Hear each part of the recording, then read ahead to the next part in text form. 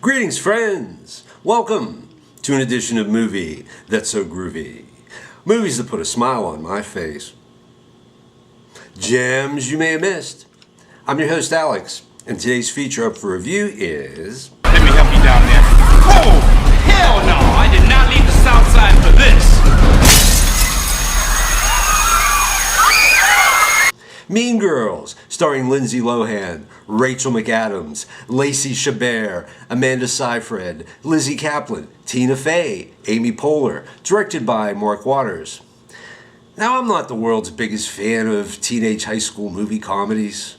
Not my first choice in movie viewing while sucking down tumblers full of tequila and limeade over ice on a Saturday night. But dude, what about Fast Times at Ridgemont High?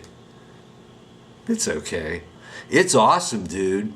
But I think movies like that have a certain nostalgia component to them, and I'm not someone necessarily nostalgic for my old high school days. Now, don't get me wrong, I had a great time in high school, but I remember myself back then as an unformed lump of clay. Not the man I am now. So, if you're going to get me to watch some high school movie comedy, it better be something that transcends the genre, because generally speaking on a Saturday night, I want to watch a movie where the actors and the writers and directors show me something I've never seen before. And you know what? I found myself a high school movie comedy that does exactly that. Mean Girls. This movie is the very definition of the word gem. 16-year-old Cady Heron has been living in Africa with her zoologist parents for the last 12 years. Now that mom has accepted a teaching position stateside in Evanston, Illinois, homeschooled Cady is entering the public school system for the first time. And it isn't long before she stumbles into the middle of a simmering feud between goth girl Janice and Regina, queen bee of the most popular girls in the school clique, the Plastics. On the first day of school, Janice and her friend Damien give Cady a tour of the place. Watch out, please! New meat coming through. But on the second day, the Plastics invite Cady to sit with them at lunch, a rare honor only these vapid little social climbers can bestow. Janice sees this and later convinces Cady to go undercover into the Plastics so that after school, Janice can hear all the stupid things Regina had to say. Okay, fine. Do you have anything pink? Yes. Complications ensue when Cady falls for Regina's ex-boyfriend Aaron, only to be invited to a Halloween party by Aaron and get her heart broken when she sees Regina kissing Aaron over by the punch bowl. Janice hears about it and convinces Cady to join her on the vengeance trail. Now it's all-out war on the Plastics. Suddenly it's like Janice is some old Cold War KGB general with a master plan to have all agents of Her Majesty's Secret Service lined up against the wall and shot. And she wants Cady to be her mole. Can you do it? I can do it. High school girls meet tinker, tailor, soldier, spy. On top of everything else, it's an espionage thriller. There's even a MacGuffin. The Burn Book, the Plastics secret dossier on everyone.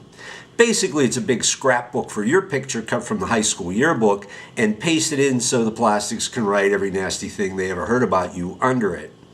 And it's not just an espionage thriller, but a harebrained espionage thriller, because Cady and Janice seem to have forgotten just how ruthless Regina can be. Oh, this is Susan from Planned Parenthood. I have her test results. If you could have her give me a call as soon as she can. It's urgent. Thank you. After Regina figures out that the weight loss bars Cady has been giving her are actually for wrestlers who want to go up another weight class... They make you gain weight like crazy. Mother...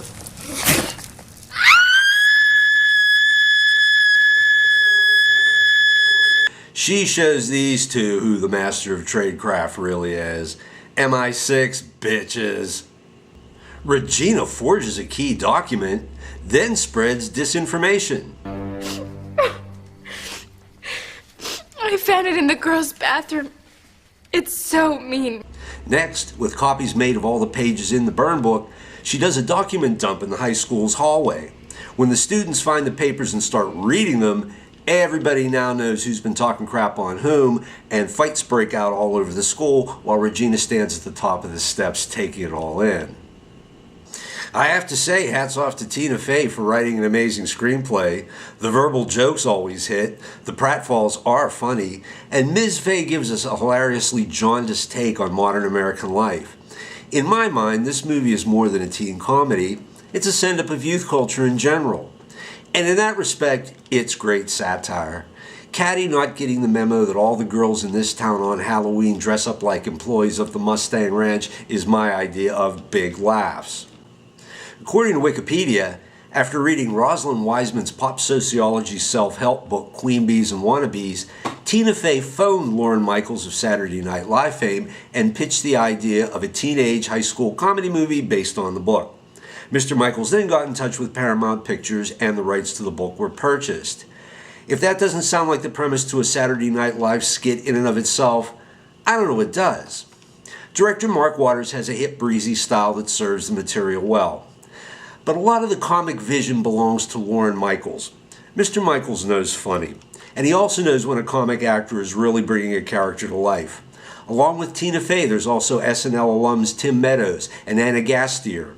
And Amy Poehler is bizarro funny as Regina's whacked-out mom, Mrs. George, unaware she turned into Regina's indentured servant a long, long time ago. The entire cast does a marvelous job, even the smaller parts. I could go on, but special mention should go to Amanda Seyfried's sweet, dim-witted Karen. You're not stupid, Karen. No, I am actually. Ironically, the only character in the entire movie blessed with complete self-awareness. Here we may even have the essence of Saturday Night Live humor. If there's a formula to this type of comedy, it could be that no matter how hard you try, no matter how good you think you are, no matter what your intentions, life is going to go out of its way to make you look like a complete idiot. Miss Norberry? My t-shirt's stuck to my sweater, isn't it? Yeah. Fantastic. Call it karma if you like, but in Mean Girls we get to see Caddy taking a header into a trash can, Mrs. George oblivious to the fact that her pet dog is attacking her boob job, Tell me everything. What are you guys listening to? What's the cool jams? Mom? and the recurring theme of girls you can't stand getting hit by a school bus. And Lindsay. I thought she was very good in this movie. Hey, how's your first day? An amazingly bright-eyed actor, she's got great comic timing, pulls off playing a character somewhat younger than herself, and can bring some real heat to the screen. Well, you're a good tutor.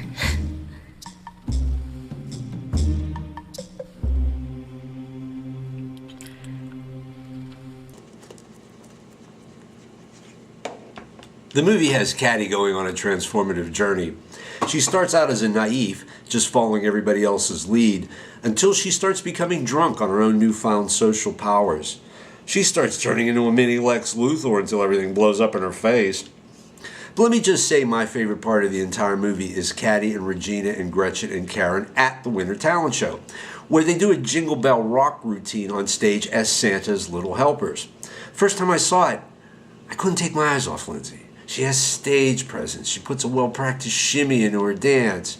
And then in the middle of the routine, when the boombox playing the accompaniment goes on the fritz, Caddy steps up and starts singing the song. And you get to hear Lindsay's wonderful singing voice.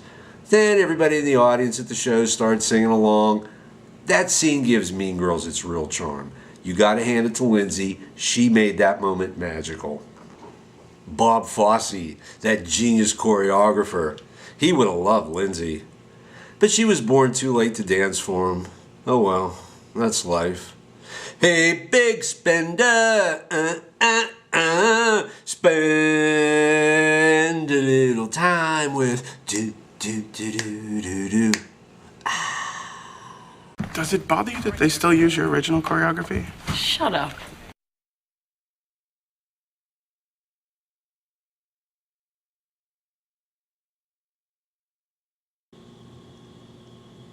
Dude,